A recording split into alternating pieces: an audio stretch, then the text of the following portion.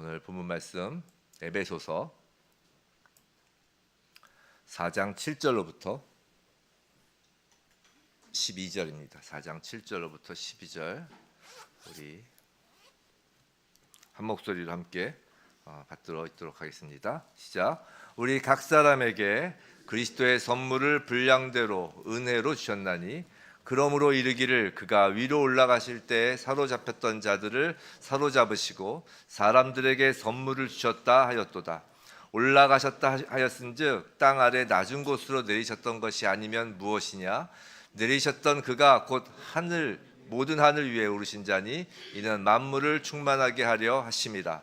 그가 어떤 사람은 사도로, 어떤 사람은 선지자로, 어떤 사람은 복음 전하는 자로, 어떤 사람은 목사와 교사로 삼으셨으니 이는 성도를 온전하게 하여 봉사의 일을 하게 하며 그리스도의 몸을 세우려 하심이라.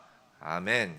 오늘 땅으로 내려오시고 하늘로 오르신 그리스도라는 제목으로 에베소서 4장 6절로부터 12절 말씀을 받을 때, 7절로부터 12절 말씀을 받을 때 정말 우리가 이 땅에서 예수 그리스도의 그 풍성한 은혜를 누리며 정말 하늘 보좌 위에 계신 그 예수 그리스도의 그 중보와 그 기도 아래 정말 하나님의 그 충만함을 누리는 저와 여러분 되기를 주님의 이름으로 축원합니다.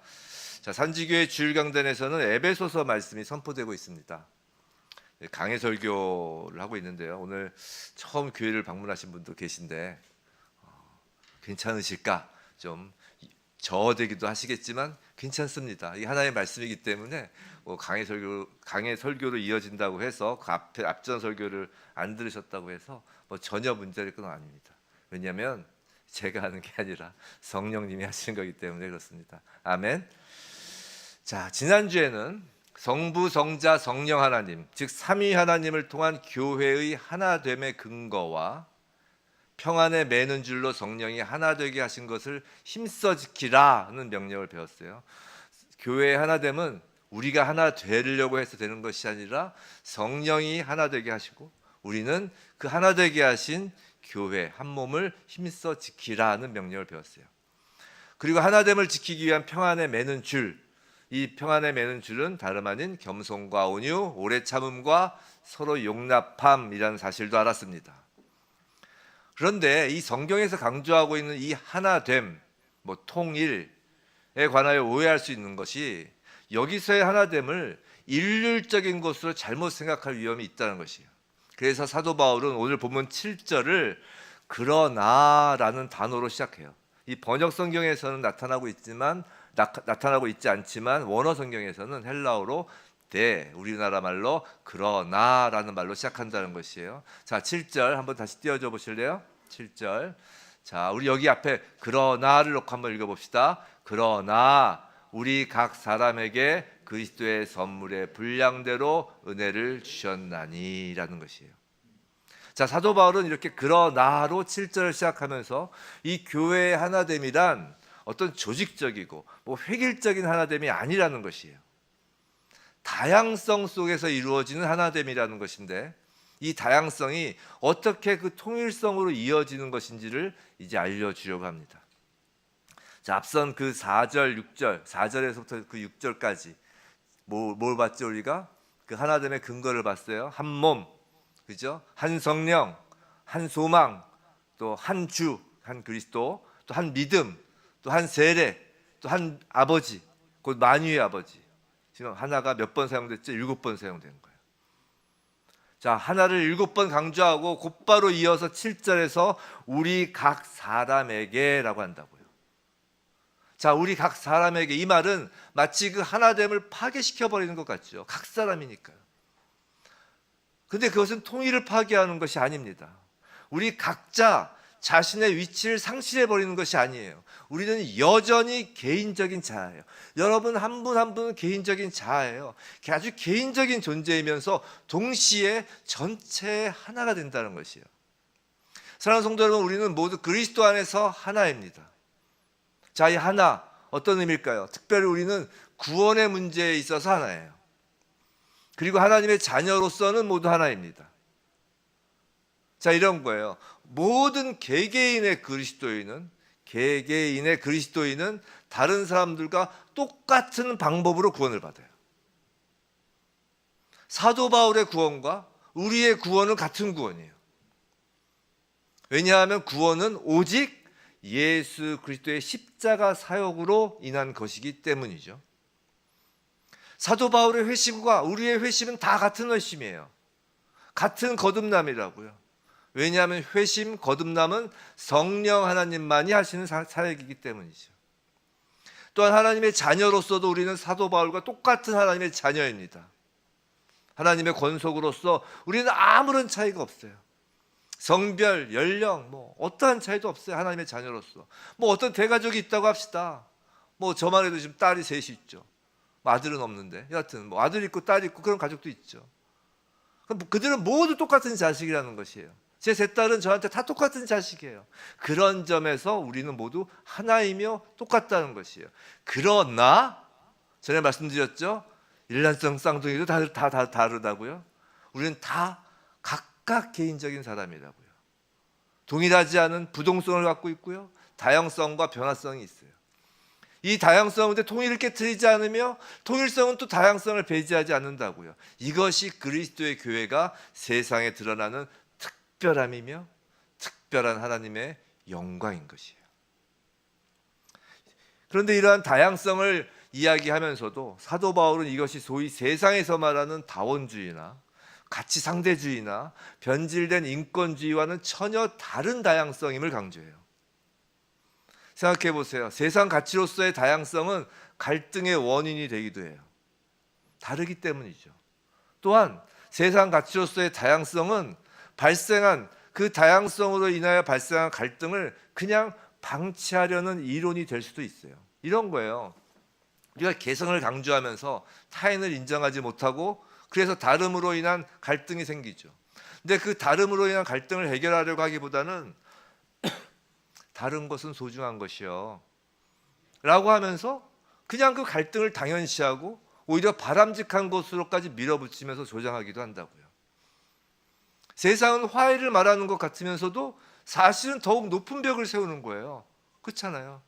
다르니까 상관하지 않겠다는 거 아니에요. 관계를 맺지 않겠다는 거잖아요. 더욱 높은 벽을 세우는 거라고요. 즉 자신의 영역만을 지키려고 하는 것이죠. 하지만 성경은 이런 다양성을 말하는 것이 아니에요.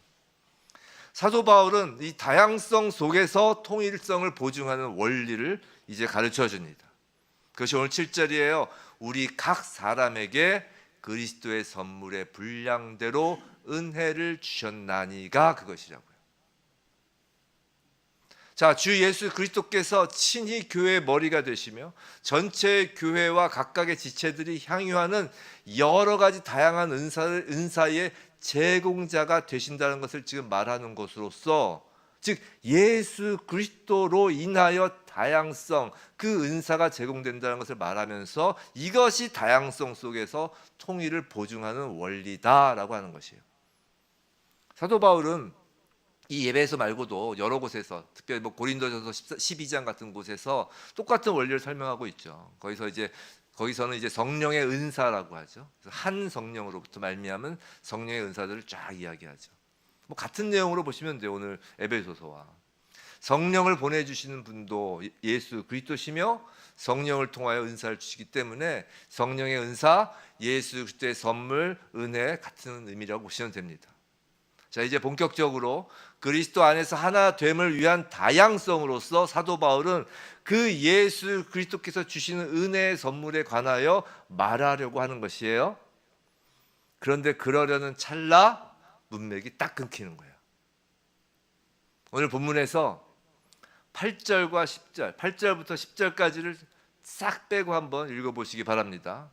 그럼 7절과 11절이 자연스럽게 이어지는 것을 알 수 있어요. 자, 8절에서 10절을 빼고 이제 화면 띄워줘 보세요. 8절로부터 10절을 빼고 7절에서 바로 11절로 넘어가는 거예요. 우리 한번 읽어볼까요? 시작. 우리 각 사람에게 그리스도의 선물의 분량대로 은혜를 주셨나니 그가 어떤 사람은 사도로, 어떤 사람은 선지자로, 어떤 사람은 복음 전하는 자로, 어떤 사람은 목사와 교사로 삼으셨으니. 그렇죠? 자연스럽죠.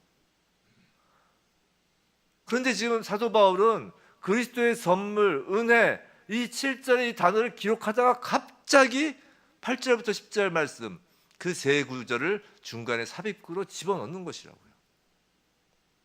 우리말 번역 성경에는 없지만 이제 다른 사본에서는 이 부분 즉 8절에서 10절까지 이렇게 괄호로 표시해요. 그래서 이게 중간에 삽입된 것이다라는 것을 이제 명확하게 표현하기도 하죠. 자, 그럼 도대체 왜 사도 바울이 이 문맥의 흐름까지 깨면서까지 이 구절을 넣었을까? 궁금하지 않으세요? 이게 읽으시는데 좀 이상하다. 그냥 평소에 읽으실 때 뭔가 어색하다라는 느낌이 좀 드셨을 거 아니에요. 왜 이랬을까? 혹시 지금까지 계속 에베소서 이제 그 설교를 들으신 분들 기억나시나요? 이런 적이 한 번 더 있었어요. 사도 바울이 이처럼 문맥의 흐름을 깨고 갑자기 중간에 다른 이야기를 넣은 적이 이전에도 있었어요. 기억나세요?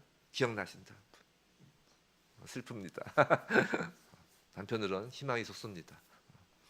자, 어디였냐면 3장이에요. 3장. 이제 화면은 없고요. 제가 3장 1절 한번 이렇게 성경 계시면 한번 보세요. 저는 기억이 나실 거예요. 3장 1절 이러므로 하고 이 이러므로는 3장 14절로 이어진다고 그랬어요. 그죠? 기억나시죠? 이러니까. 근데 갑자기 중간에 3장 1절 그리스도 예수로 너희 이방인을 갇힌 자 돼 난 바울이 말하거니 하면서 갑자기 울컥해서 13절까지 그 이야기가 삽입된 것이라고 했죠. 왜 삽입했다고 했죠? 사도 바울이 감옥에 있는 것을 두고 걱정하며 낙심하고 있을 것을 그 에베소 교인들을 바울이 생각하니까 울컥한 거라고요. 그때 말씀드렸죠. 울컥해서 급하게 목회적 차원에서 중간에 글을 삽입한 것이라고 했습니다. 그럼 지금 4장 3장에서는 그랬었고 이제 4장 8절에서 10절까지 이 구절을 왜 문맥을 깨면서까지도 사도 바울이 기록하는 것일까? 비슷한 이유에서라는 것이에요.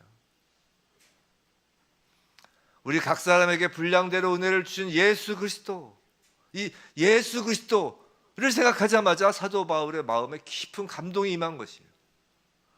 그리고 자신이 쓰는 이 서신서의 맥락까지 끊으면서 이 예수 그리스도에 대하여 말하지 않을 수 없는 것이라고요.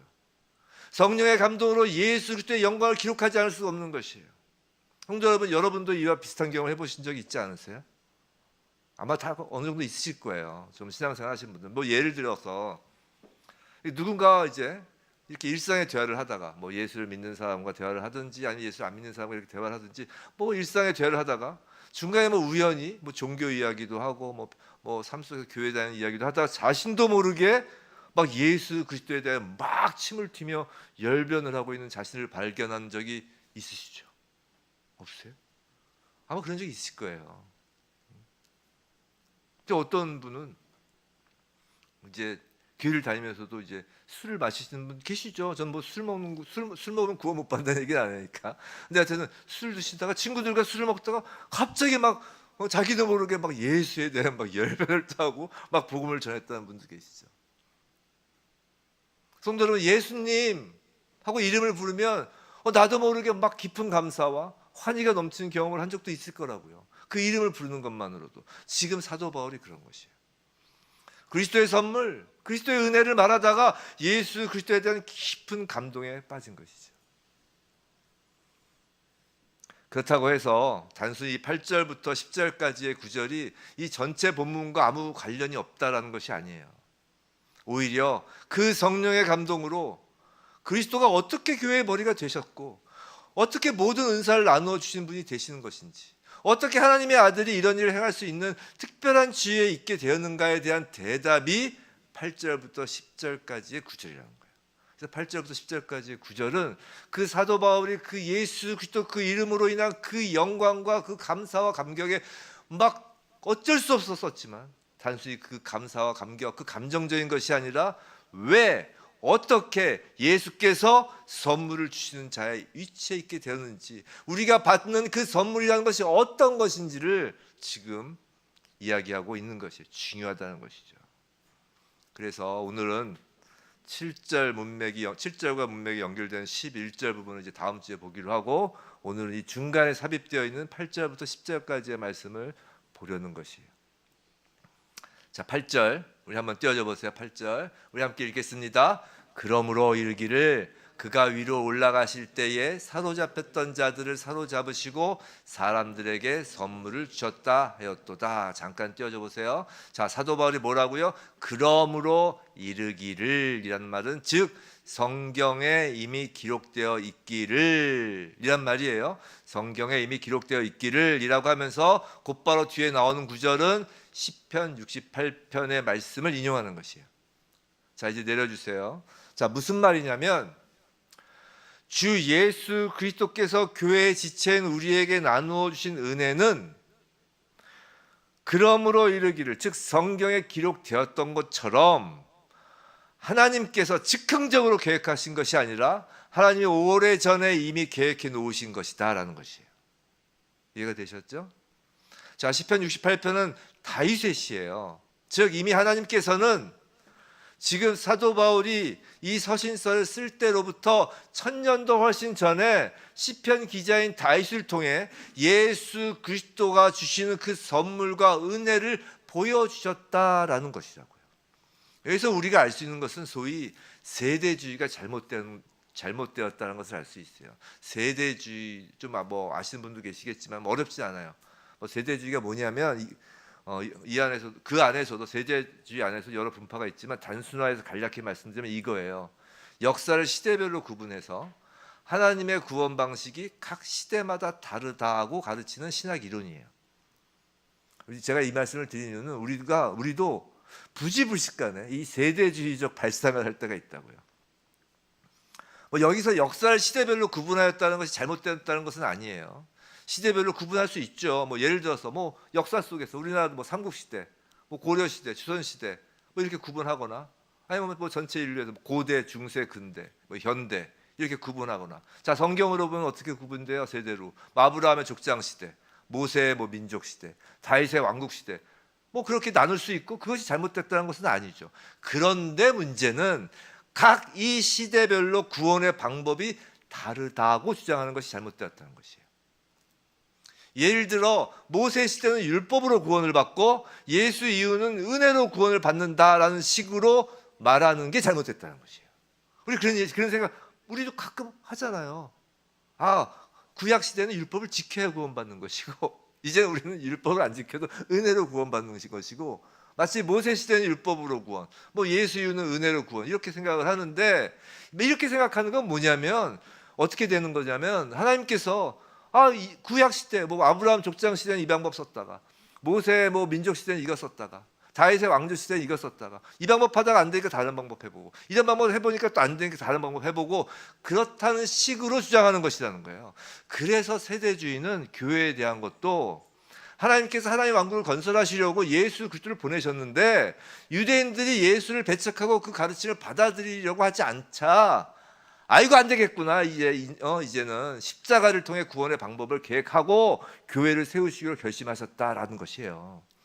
즉 교회라고 하는 것이 뒤늦게 생각해낸 것이고 임시 계획이라고 주장하면서 하나님 나라가 다시 유대인들에게 전파될 때까지의 임시 방편이 교회라고 주장한다는 것이에요. 그럴듯하죠. 이런 세대주의 주장은 인간의 머리로 만들어낸 거짓 가르침이기 때문에 그럴듯해 보이는 것이에요. 이건 복음을 왜곡하는 이단 사설이라고요. 왜냐하면 하나님의 구원은 전적인 은혜이며 창세기부터 요한계시록까지 구원의 방법으로 은혜 이외에 다른 것을 성경은 말하지 않기 때문이에요. 노아의 홍수 사건에서도 우리 노아의 홍수 사건 기억해 보세요. 노아를 두고 가장 먼저 하시는 말씀이 뭐예요? 노아가 의인이었더라? 아니에요. 그 전에 노아는 여호와께 은혜를 입었더라는 말씀으로 노아의 그 방주 사건을 시작한다고요. 성경의 역사를 우리는 구속사라고 해요. 성경의 모든 구속사는 구약이든 신약이든 창세기든 요한계시록이든 오직 은혜로 이루어지는 구원의 역사라는 것이에요. 생각해 보세요. 성경 66권을 누가 쓰셨나요? 모든 성경은 성령님이 기록하신 거예요. 아멘. 자, 모든 성경의 기자, 즉 직접 손으로 기록한 사람들은 한 성령, 즉 같은 성령을 받아서 각자 자신이 속한 역사 속에서 예수로 인하여 주어지는 그 구원의 사건, 즉 하나님의 아들이 오실 것과 그분이 하실 일을 기록한 것이라고요. 각자의 시대 역사 속에서. 요새 산지교회 새벽 예배에서 이사야서를 보고 있잖아요. 그래서 아마 지금 제가 하는 말이 무슨 의미인지 이제 잘 아실 거예요. 이사야 선지자를 통하여 이사야 당시의 역사 속에서, 이사야 선지자는 기원전 700년 전에 활동하던 선지자죠. 예수님 오시기 전 700년 전이에요. 근데 그 이사야 당시의 역사 속에서 곧바로 앞으로 10년, 5년, 10년, 20년 후에 이루어질 곧바로 이루어질 역사적 사건으로서의 예언도 하고, 그 동일한 예언이 예수 700년 훨씬 후에 예수 그때 초림에 대한 예언이기도 하고, 그리고 그로부터 언제인지는 알 수 없지만 예수의 재림까지의 그 이중적, 삼중적으로 예언하고 있음을 우리 이사야서를 통해 배우고 있잖아요. 바로 그런 것이라고요. 그런데 지금 사도 바울은 지금 예수 그리스도의 선물, 예수 그리스도의 은혜를 이야기하다가 이 구약 중에서도 시편 68편 18절이 빵 떠오른 것이에요. 성령의 감동이시겠죠. 그리고 그것을 인용하는 것이에요. 자, 그 부분을 한번 시편 68편 18절 인용했으니까 시편을 한번 보겠습니다. 우리 함께 읽어볼까요? 시작. 주께서 높은 곳으로 오르시며 사로잡은 자들을 취하시고 선물들을 사람들에게서 받으시며 반역자들로부터도 받으시니 여호와 하나님이 그들과 함께 계시기 때문이로다. 오늘 설교가 조금 어려울 수 있지만 그렇게 어렵지 않아요. 그냥 조금만 집중하시면 됩니다. 자, 시편 68편은 다윗의 시인데, 이 다윗이 전쟁에서 큰 승리를 거둔 후에 그 승리는 하나님께서 이루신 승리다라고 그것을 고백하며 하나님을 찬양하는 시예요. 근데 다윗의 시편, 이제 제가 전편은 보지 않고 인용한 18절만 보았지만 다윗의 시편 68편을 전편을 이렇게 쭉 보시면 그 찬양 속에서는 다윗 자신의 승리만을 노래하는 것이 아니라 과거에 그 이스라엘 백성이 애굽에서 나온 출애굽 사건과 애굽 군대가 멸절된 사건과 그리고 가나안에 들어가는 승리, 그 모두를 하나님의 승리라고 찬양하고 있다고, 시편 68편에서. 그 사도 바울은 바로 이 다윗의 시편을 인용하면서 그 승리를 모두 예수 그리스도의 승리로 돌리고 있는 것이라고요.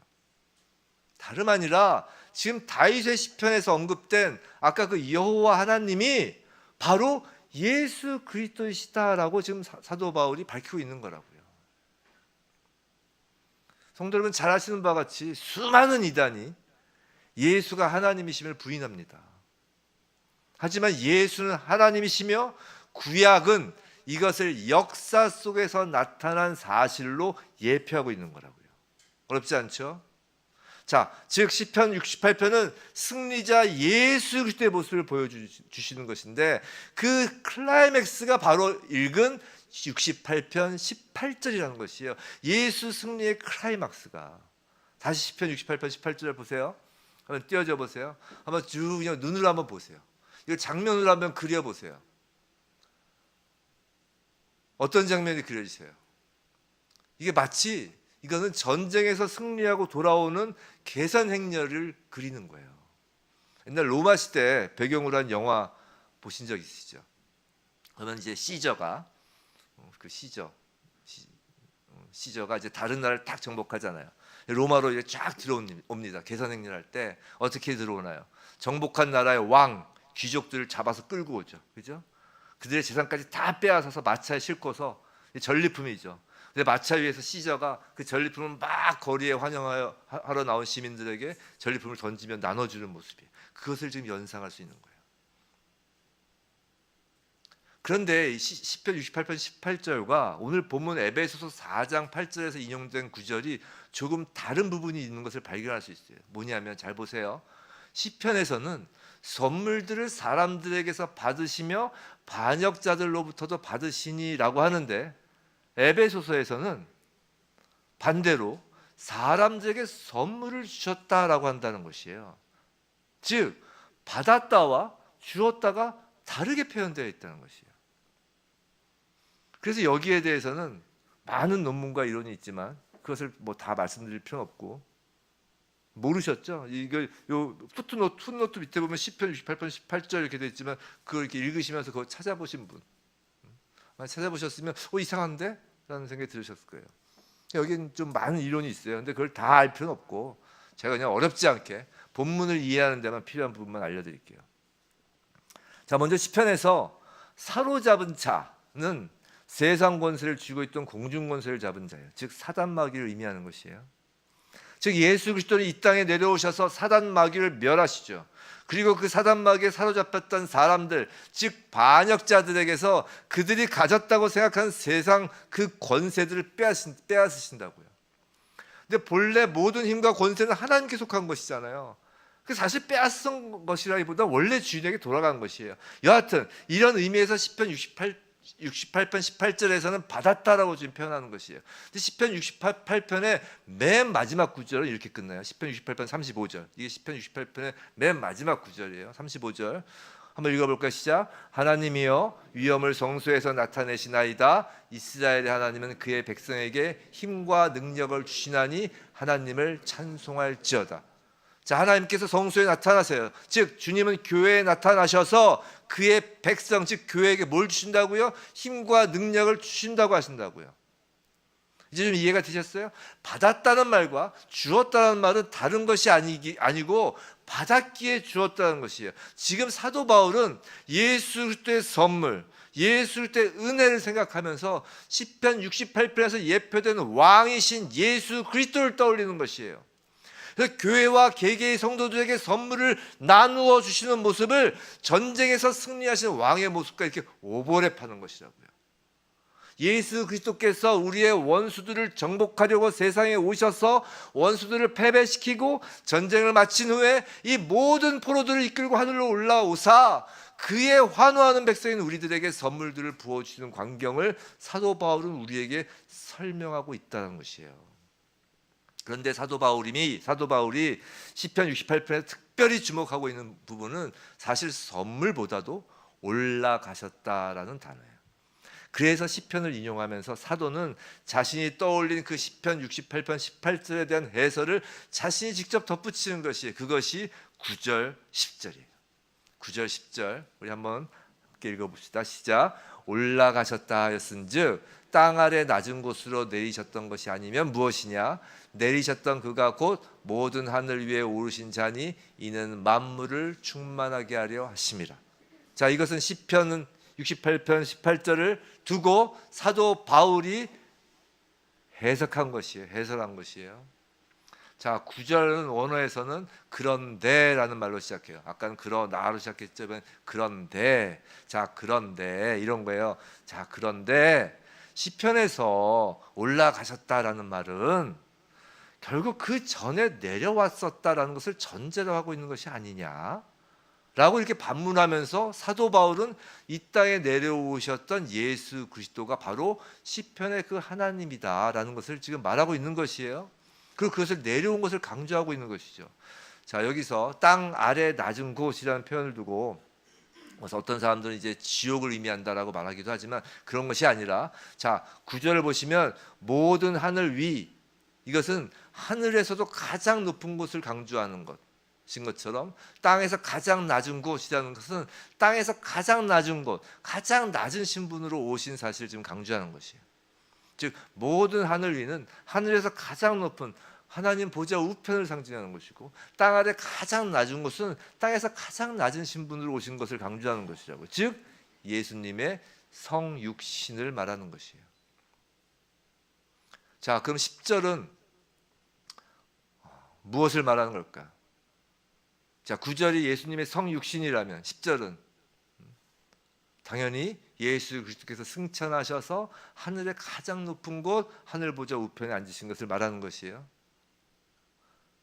자, 지금 사도 바울은 시편 68편 18절 그 장면을 통하여 예수 그리스도의 성육신과 내려오심과 예수 그리스도의 부활 승천, 즉 올라가심을 지금 이야기하는 거라고요. 이게 무엇을 이야기하는 거예요? 즉 복음이면서 구원의 전체 내용에 대한 서술을 지금 이 두 절로 이야기한 거예요.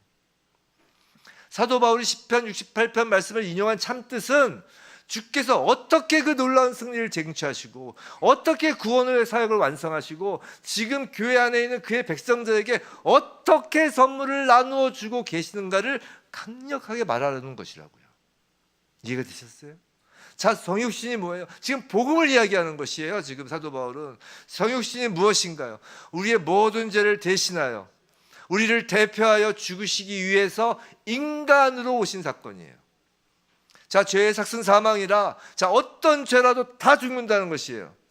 인간은 타락하였고 아담 이래 날 때부터 죄인으로 태어납니다. 자, 죄로 인하여 모든 인간은 어떤 존재가 자신을 위하여 대신 죽지 않으면, 자신이 죽을 것을 누군가 대신 죽지 않으면 살아날 방법이 없다고요. 근데 아무나 대신 죽는다고 되는 것이 아니에요. 자격이 있어야 돼요.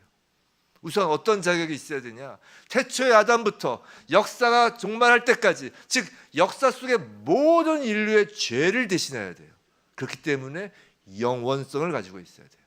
즉 하나님이어야 된다는 것이에요. 하지만 또한 대표성이 있어야 돼요.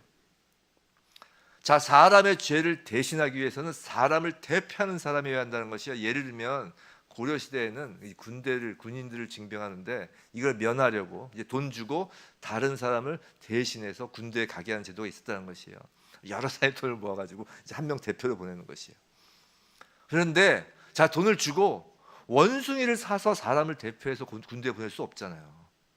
사람을 대표하는 건 사람이어야 한다고요. 그래서 하나님이 사람이 되셔야 했던 것이에요. 성육신은 바로 구원 사역의 하이라이트인 거라고요. 구원 사역의 하이라이트가 성육신이에요. 하나님은 정말 땅 중에서도 가장 낮은 곳에 오셨어요. 비천한 목수의 모습으로 오셨죠. 뭐 동물의 구유에 오신 것부터 시작해서. 그렇기 때문에 힘을 추구하는 타락한 세상은 그를 알아보지 못했다고요. 그는 마치 이름도 없는 존재처럼 세상에 오신 것이에요. 하나님이신데. 자, 올라가셨다 하셨은즉 땅 아래 낮은 곳으로 내신 것이 아니면 무엇이냐? 이 한 구절에 그가 하늘 보좌에서 처녀의 몸에, 하늘 보좌에서 동물의 구유에, 이 땅에 목수의 아들로 인간의 모습으로 종의 형체로 내려오사 가난하고, 그리고 그가 감수하여야 했던 모든 일을 지금 포함하고 있는 그 한 말이라고요. 땅 아래 낮은 곳으로 내리신 것이 아니면 무엇이냐? 예수님은 우리를 속박하고 있는 그 강력한 원수와 싸우기 위하여 내려오신 거잖아요. 그분의 전투를 한번 생각해 보세요. 예수가 아직 어린 아기였을 적에 헤롯 왕은 그를 죽이려고 했다고요. 12살 때 성전에서 일어난 일을 생각해 보세요. 그분은 하나님이시지만 육신의 부모에게 복종하였다고요. 그는 마귀에게 시험을 받아야 했어요. 바리새인들과 서기관들 그리고 율법사들의 적대 행위를 생각해 보시라고요. 그는 이 모든 일을 수행하기 위해 내려오셨고 복종하셨어요. 겟세마네에서 그 무서운 순간이 닥쳐왔을 때 그는 나의 원대로 마옵시고 아버지의 원대로 하옵소서라며 마지막까지 전투를 치르셨어요. 십자가를 지는 그 길에서 자신을 따르던 제자들은 다 배신했어요. 자신의 제자 중에 한 명이 자신을 팔아먹기까지 했다고요. 호산나 호산나 외치던 자들은 자신에게 침을 뱉고요. 마귀는 예수를 십자가에서 죽임으로써 그를 끝낼 수 있다고 생각하고 결국 십자가에서 죽여버려요. 하지만 그들이 주님을 죽이고 있을 때 오히려 주님은 그들을 파멸시키고 있었다고요. 결정적으로 주님께서 부활하신 그 사건에 의해 사단의 모든 군대를 결정적으로 패배시키십니다. 죽음을 죽이셨다고요. 그 모든 일은 모두가 승리의 과정이라는 것이에요. 근데 여기서 끝이 아니라는 것이에요. 사도 바울이 지금 예수 그리스도의 은혜, 예수 그리스도의 선물을 이야기할 때 여기가 끝이 아니라는 것이에요. 예수는 그리고 올라가셨다는 것이에요. 지금은 선물을 줄 수 있는 위치에 계시다는 것이 하늘 보좌 우편에서. 사도행전 2장 32절 한번 띄워줘 보세요. 우리 함께 읽어볼까요? 시작. 이 예수를 하나님이 살리신지라 우리가 다 이 일의 증인이로다. 하나님이 오른손으로 예수를 높이심에 그가 약속하신 성령을 아버지께 받아서 너희가 보고 듣는 이것을 부어주셨느니라. 하나님이 예수를 오른손으로 높이심에 예수는 하늘 보좌 우편에서 아버지로부터 성령을 받아서 지금 교회에게 부어주신다는 것이에요. 지금 부어주신다는 것이에요. 하늘 보좌 우편에서. 보통 우리들은 복음에 대하여 예수께서 이 땅에 오신 것만을 생각하고 내가 구원받고 지옥에 이제 안 가게 되었다는 것은 안 가게 되었다는 어떤 그런 소극적인 측면만 생각하지만, 지금 사도 바울의 시선은 거기에 머무르는 것이 아니라 각 사람에게 선물을 주신다는 그 적극적인 측면을 보고 있다는 것이에요. 7절에서 그 주신다라는 그리스도의 선물, 그리스도의 은혜는 불신자에서 신자로 넘어오는 은혜 그 정도가 아니라 신자에게 주시는 은혜라는 것이에요. 우리를 저주받은 자리에서 꺼내신 것은 예수 그리스도께서 분명히 혼자 하신 것이지만, 이제 그 이후에 예수께서 하늘 보좌 우편에 올라가신 그 이후에는 선물을 주셔서 우리와 동역하시기를 원한다는 것이에요. 감히 인간인 우리에게, 피조물에 불과한 우리에게 하나님의 일을 같이 하자고 하신다는 것이라고요. 하늘의 모든 권세와 능력을 가지신 분이 그의 백성에게 힘과 능력을 주심으로 말이에요. 성도 여러분, 주님은 우리를 하나로 불렀어요. 그리고 이제부터 그 하나 속에서 각자에게 선물을 주사 하나님의 모든 충만으로 충만케 되는 일이 가능해졌다고 하시는 거예요. 주님은 각자에게 모든 분량대로 은혜를 주셨습니다. 우리가 분량대로이기 때문에 성도 각자는 그 충만을 알 수가 없는 것이에요. 하지만 이건 우리가 작아서이기 때문이지 하나님께서 인색하셔서가 아니에요. 어떻게 우리 한 사람이 하나님의 그 충만을 다 담을 수 있겠습니까? 하지만 두 사람은 담을 수 있다는 것이에요. 왜 그런지 아세요? 제가 그 성경 공부할 때 충만과 충분의 차이를 한번 설명드린 적이 있죠. 혼자는 충분으로 끝나요. 나 혼자는. 교회는 충분이 아니에요. 근데 두 명부터는 충만이에요. 제 성경 공부 못 들으신 분이 있으니까 좀 간략히 간단히 설명을 드리면, 제가 예를 든 게 그거였어요. 냉장고에 있는 음식, 충분과 충만의 차이. 자, 냉장고에 음식이 있어요. 우리 한 가족이 먹기에 충분한 음식이에요. 그런데 손님이 한 5명이 더 왔어요. 이제 냉장고를 열고 이제 그 집주인이 걱정을 하지만 이걸 어떻게 하면 그래도 10명 정도는 충분히 먹을 수 있겠어 라고 이제 충분을 했어요. 100명 정도가 왔다고 쳐보세요. 그럼 냉장고 문을 아예 열지도 않죠. 이거 뭐 충분히 이거 뭐 생각할 여지도 없는 거예요. 근데 하나님의 충만은요, 하나의 아이의 어린 도시락으로 2명에게도 충만해질 수 있고 5,000명에도 충만해질 수 있고 10,000명이 와도 충만해질 수 있고 전 인류에게도 충만할 수 있는 거예요. 이게 충만이에요. 이해가 되셨어요? 그래서 교회에 충만이 임하는 것이. 어떻게 해요? 각자에게 분량대로 선물을 주심으로. 여러분 각자에게 주시는 그 분량의 선물이 충만의 기초가 되는 것이에요. 사도 바울은 예수 그리스도의 내려오심과 올라가심, 성육신과 부활 승천의 사건을 통해서 지금 사도 바울이 보았고 기뻐하는 것을, 그 충만함을, 그 풍성함을 우리도 소망하기를 원하는 것이라고요. 예수를 믿는다는 것을 단지 지옥을 면하는 정도의 그 가난뱅이의 이야기로 멈추는 것이 아니라 각자의 분량대로 예수 그리스도로부터 받은 그 선물인 은사와 직분으로 예수 그리스도의 몸을 세우는, 그 하나님의 충만이 충만하게 임하는 그 몸을 세우는 그 사역에 주님과 함께 동역하며 하나님의 풍성함, 충만함을 경험하고 기도하고 힘써 애쓰기를 원하는 것이라고요. 성도 여러분, 여러분은 예수를 믿어 구원을 받은 사람인가요? 아멘. 그 구원을 위하여 예수가 땅 아래 낮은 곳으로 내려오신 것을 얼마나 감격하고 있나요? 기억나세요? 여러분, 예수 그리스도께서 그 십자가 전쟁을 치르신 그 일을 기억하시냐고요? 그것이 지금 감사하고 감격스러우시냐고요? 여러분 교회의 하나됨을 위하여 여러분 각자의 분량대로 예수 그리스도의 선물의 은사와 직분을 받았나요? 성도 모두는 요새 얘기하는 집사, 장로, 목사 그런 직분, 그건 이제 다음 주에 볼 것이고, 그런 걸 떠나서 모든 성도는 은사를 받았어요. 은사를 안 받은 성도 있을 수 없어요. 왜냐하면 한 성령을 받았기 때문에. 그럼 그 선물이 예수께서 모든 하늘 위, 즉 하늘 보좌 우편에서 우리에게 주신 은혜임을 정말 찬양하냔 말이에요. 성도 여러분, 과연 여러분은 예수를 생각하면서 감격해하고 감사하고 찬양하면서 살고 있냐라는 것이에요. 지금 사도 바울은 하나님의 주신 은사, 직분에 대하여 이제 이야기하기 전에 그걸 먼저 물어보는 것이에요. 정말 예수 그리스도의 그 십자가에 감사하느냐? 정말 예수께서 하늘 보좌 우편에서 우리에게 주신 선물을 사모하고 기도하고 있느냐? 우리가 어떤 자리에 있는 것이 아니라, 목사가 아니라 목사 할아버지가 와도 그 예수 그리스도의 그 십자가와 예수 그리스도의 부활 승천에 대한 감격과 감사와 은혜와 찬양이 나오지 않는다면 아무것도 아니라는 것이에요.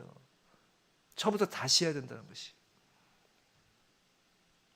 왜냐하면 하나님의 목적은